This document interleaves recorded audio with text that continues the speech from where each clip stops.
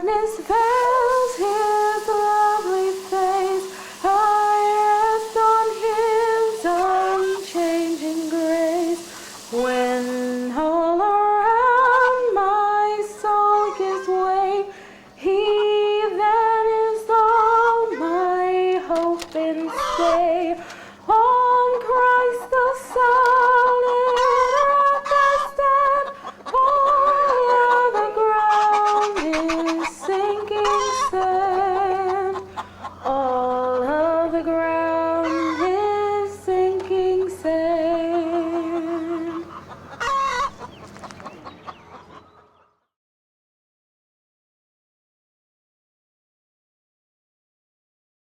Well, I met him at my church and by a friend.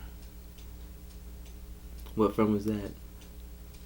Her name was Precious King, and we were about the same age. She was born February 29th, and I was born April 17th, the same year.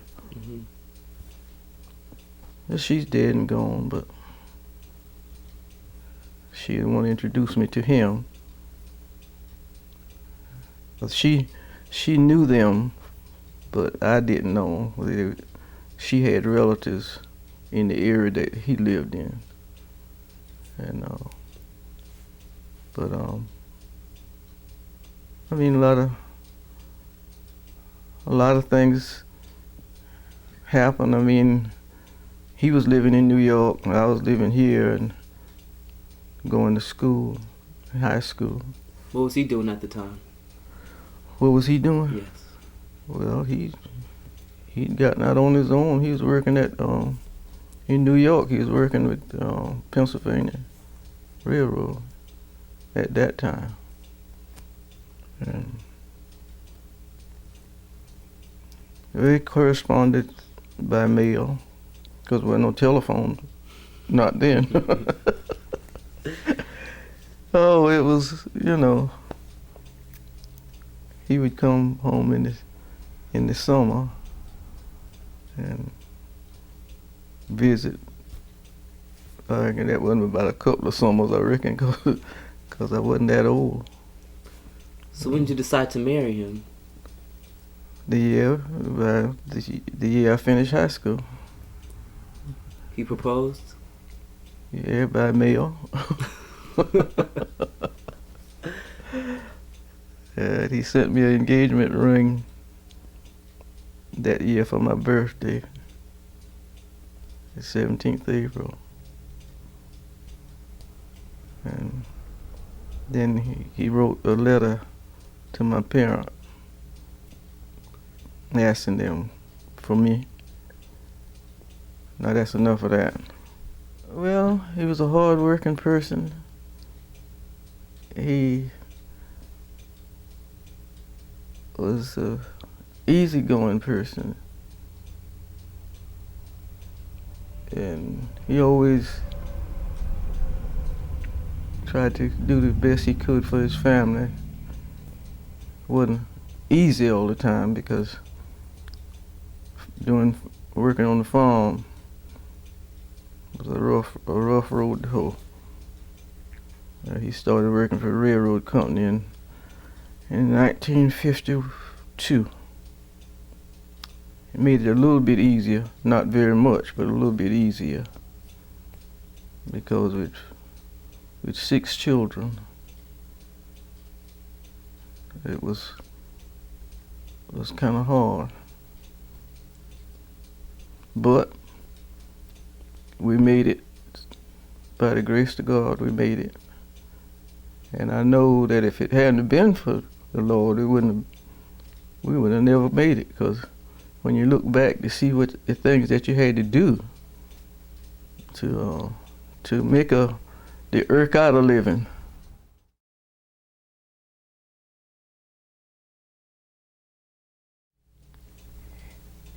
He was like I say about my husband, he was a good provider. He worked hard. And was he funny? Well, yeah, he'd sit down and tell us a lot of jokes, a lot of things that happened You know, when he was coming up, Like what? like how he had to learn the counties, South Carolina counties. He had to learn every one of them, and he had to do them alphabetically. And he could still do it when he got 90 years old. And basically, his schooling, the little bit that he got was the same as what I had to start off with.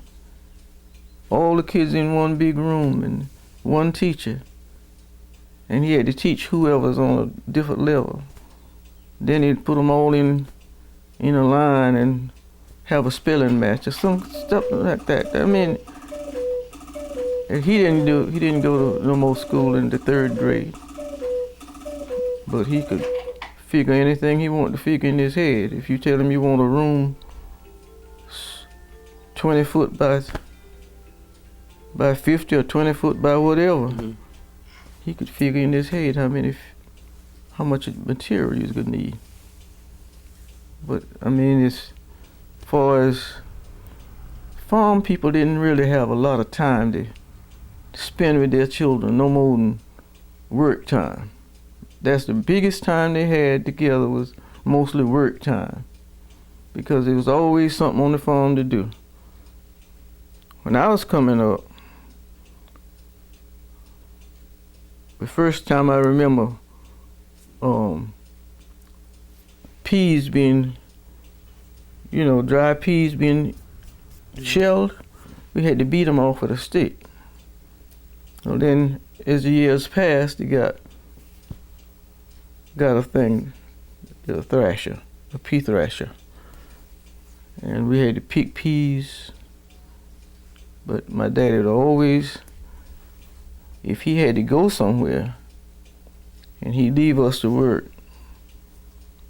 tell us what to do. Okay, when you finish that, I want you to go over yonder and do such a thing. He know you wasn't gonna get finished all of it, but at least he left enough where you didn't have no time to play. But like I say, he was not a mean person. But he'd let you know if he didn't like what you was doing. But he wasn't a person that used the switch. My mother was the one that had to use the switch. And I think it was left like that all the time, that I had to use the switch when my children was coming up. Your granddaddy would come in and everybody, if he said anything, that was gospel for the children, because they just didn't, and he never have to, use no switch or nothing on them. But they just didn't. And I reckon by me being with them all the time, I guess that was different. It's like with my mother, she was with us all the time, and the little chores that we could do, and we get out there and didn't do them right, or didn't do them didn't do them at all sometime. And she said, now you remember when I told you to do so-and-so? You remember when so-and-so? She get you about 3 of them remembers, and you know he's gonna get your back cut. But it was fun. I mean, we had fun because we made our own games. But like I said, my daddy he was just a person that, look like, I mean, he would talk and laugh with us, but then he had that positive part that whenever you knew, whenever he meant that, well, I want this done, and that's it. But then there'd come the time when, it's like when he told us to put out those peas, and we planted part of them, and then we took the other one and dig a big hole and buried them. And he said, well, the peas I thought would have went over that. And they came up out in big old water. Well, then, he got at us, and then he laughed about it, But I don't know, it was fun coming up, because nobody had anything. You fall of the year, whenever you sold the crop, and you bought your winter clothes, and you did all this other. You done your canning for the winter for your vegetables, and you sat by the fire. Sat by the fire until time to plant again.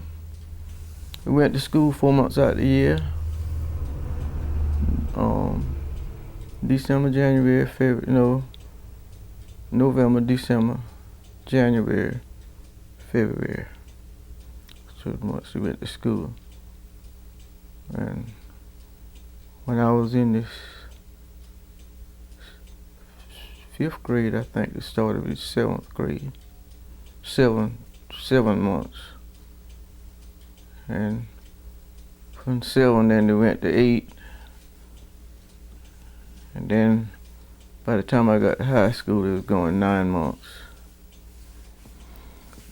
But I'm still here.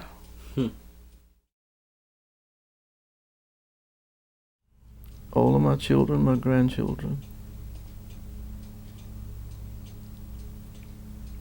I sit down and go over every one of them. Start at the top and go down the line. And nobody has made me shame. And I think that's a good accomplishment with 6 other children. And how many grandchildren? 8? 9. So I think that maybe I did something halfway pleasing to the Lord for Him to bless me with that many children and grandchildren, and nobody has really done anything that would make me ashamed to own them. And I think they must be think a little bit of me, because they keep coming back and they keep calling, doing whatever they can to make it comfortable as they can for me.